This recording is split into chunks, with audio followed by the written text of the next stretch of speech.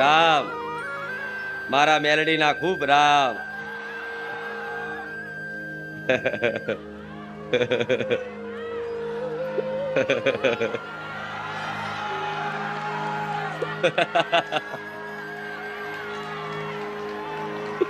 રામ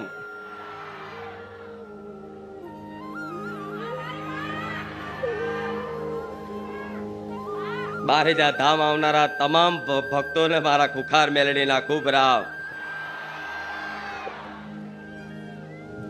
આજ મારા ભાવિક ભક્તોનો પ્રેમ જોઈ આજ મારી તે વાણી પાછી પડે કે શું કરું, શું આપું, કેવી કૃપા કરું.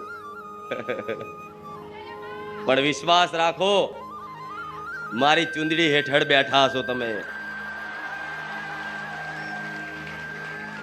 કે જેના આવા સમયગાળામાં, આવા કળિયુગના સમયગાળામાં ભગવાન માતાજી પ્રત્યે શ્રદ્ધા જાગી, વિશ્વાસ જાગ્યો અને વિશ્વાસના ભરોસે આજે જીવન વ્યતીત કરો છો ને, તો જીવનમાં ચિંતા ના કરતા. દુઃખ આવશે, થોડું સુખય આવશે, પણ આ દુઃખ સુખમાં એક યાત્રા છે. તો આ યાત્રામાં ક્યારે નિરાશા ના લાવતા, આટલું કહું છું. મારી છત્ર છાયા નીચે બેઠા છો, ક્યારે જીવનમાં એવો અહેસાસ નહીં થાય કે આજ મારું કોઈ નથી. જ્યારે જ્યારે એવો અહેસાસ થવાની અનુભૂતિ થવા લાગશે, ત્યારે અંદર આત્માથી તમને એવો ભરોસો જાગશે કે આજે અમારી જોડે કોઈ નહીં, પણ અમારી ખુખાર મેલડી અમારી જોડે છે.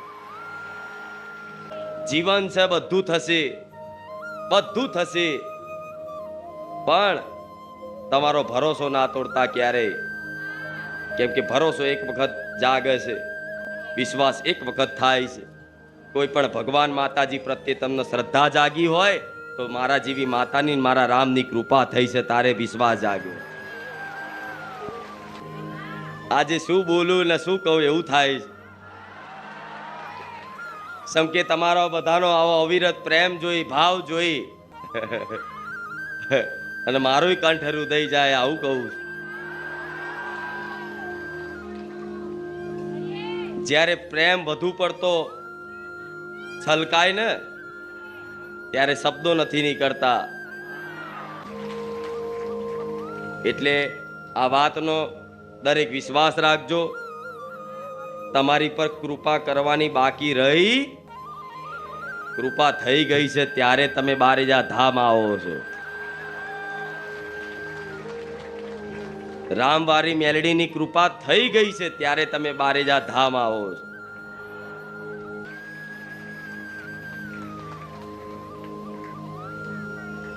ધન્ય થઈ ગયા તમે બધાય. બારેજા ધામ જેવું ધામ મળ્યું, સોલંકી પેઢી જેવી માતા મળી, અને બારેજા ધામ આવીને રામનું નામ મળ્યું. આનાથી દુર્લભ સંયોગ આ સંસારમાં કોઈ નથી. આનાથી સૌભાગ્યશાળી કદાચ કોઈ નહીં કહેવાય. શું એક રચકણ, રેતની રચકણ જેટલી નાનકડી પૃથ્વી પર તમે એક નાનકડા જીવ છો, અને ભગવાન બહુ મોટા છે.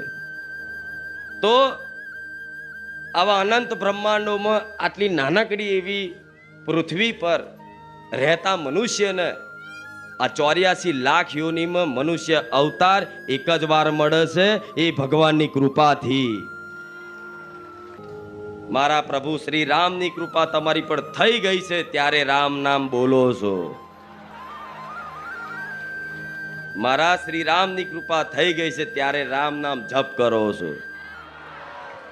મારા ભગવાનની કૃપા થઈ ગઈ છે, ત્યારે આજે ભજન કરતા થઈ ગયા છો. આ મળવું એટલે દુર્લભ વાત છે. એમ તો કહેવાય છે કે અનંત કોટી બ્રહ્માંડો છે. કેટલા? અનંત કોટી બ્રહ્માંડો છે. અહીંથી આકાશમાં કદાચ ગમે તેટલું વિજ્ઞાન પહોંચશે ને, પણ જેટલું પહોંચશે એટલું વિશાળ બ્રહ્માંડ થતું જાય. જેટલું વિજ્ઞાન આગળ વધે એટલું મોટું વિશાળ બ્રહ્માંડ થતું જાય. તેવા અનંત બ્રહ્માંડોમાં એક રેતની રચકણ જેટલી પૃથ્વી પરના મનુષ્ય છો તમે. કેમ કે જ્યારે ભગવાનની કૃપા થાય ત્યારે ભગવાન કોઈ પણ મનુષ્યને નિમિત્ત રાખી આવા દુખિયારાઓ જે દર ભટકે છે દુખી થઈ તેના સુધી સુખી કઈ રીતે થવાય એવો સંદેશ પહોંચાડવા માટે ભગવાન કોઈક ને કોઈક સજ્જન વ્યક્તિ હોય, કોઈ ધાર્મિક વ્યક્તિ હોય, કોઈ ભક્ત હોય, એમના પરમ ભક્તને નિમિત્ત રાખી અને આ રીતે દુખિયારાઓને એક આશા નવી જાગે જીવનની અને દુખિયારાઓને દુઃખમય તે ભરોસો ટકી રહે અને દુઃખમય તે ચંદન જેવી ઠંડકની અનુભૂતિ થાય. એના માટે મારા દીકરાને જેમ કદાચ નિમિત્ત રાખી અને મારા જેવી મેલડીને કર્તવ્ય હોંપ્યું હોય ને તો આ મારા ભગવાનનો ઉદ્દેશ છે. એ સનાતન છે કે જેની કોઈ ઉત્પત્તિ, જેનો કોઈ વિનાશ ના હોય. તો આવા પ્રભુ શ્રી રામનું નામ તમારા જીવનમાં કદાચ મળી ગયું હોય ને તો આ સૌથી મોટી મારી ગુરુ કૃપા ભેટ સમજી લેજો. મારા ભગવાનની વિશેષ કૃપા થઈ ગઈ છે કે આજે તમે પુણ્ય દાન કરતા થઈ ગયા છો. મારા ભગવાનની વિશેષ કૃપા થઈ ગઈ છે કે આજે જીવનમાં તમે ખોટા વ્યસનો, ખોટા ભોજન આ બધું ત્યાગતા થઈ ગયા છો, ખોટી આદતો ત્યાગતા થઈ ગયા છો. અને ધીરે ધીરે ધીરે ધીરે તમને લાગતું હોય કે મારું જીવન પહેલા કરતા ઘણું બદલાતું દેખાય, પહેલા કરતા ઘણો બદલાવ દેખાય, તો આ કૃપા માનજો. કૃપા નહીં, વિશેષ કૃપા માનજો. હજારો જન્મો થઈ જાય ત્યારે ભગવાનની કોઈ કૃપા થાય ને ત્યારે મનુષ્ય અવતાર મળે, આવું કહેવાય છે. અને આ સનાતન સત્ય છે કે તમારા બધાના એક જન્મો નથી, તમારા અનંત જન્મો થઈ ગયા છે. પણ અનંત જન્મો સુધી તમે આ 84 લાખ યોનીમાં બસ ભટક્યા જ કરો છો. કે ઘેર ઘેર સંદેશો પહોંચાડ કે હજુ ભગવાન જાગતા છે, ભગવાન હતા, ભગવાન છે, ભગવાન રહેવાના. આ યુગોના યુગો જતા રહેશે, આખા બ્રહ્માંડો ઉત્પન્ન થશે, આખા બ્રહ્માંડો નષ્ટ થઈ જશે, પણ ભગવાન ક્યારે નષ્ટ થતા? એ અવિનાશી છે જેનો વિનાશ ના થાય. એ અનંત છે જેનો કોઈ અંત ના હોય. એવા 84 લાખ યોનીમાંથી તમે કઈક યોની પસાર કરી દુઃખની યાતના ભોગવતા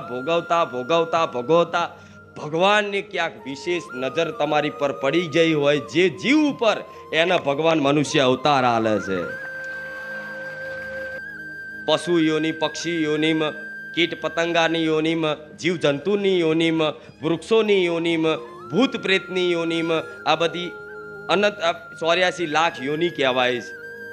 એમાં જમીન ઉપર રેંગવા વાળા સાપ, વીછી એવા જીવો હોય, ગાય, ભેંસ, કૂતરા, બલાડા એવા પશુ હોય, આકાશમાં ઉડતા હોય એવા પક્ષીઓ હોય, આવા પાણીમાં રહેનારા જીવ જંતુ, નાના નાના મકોડા, મચ્છર જેવા જીવ જંતુ હોય.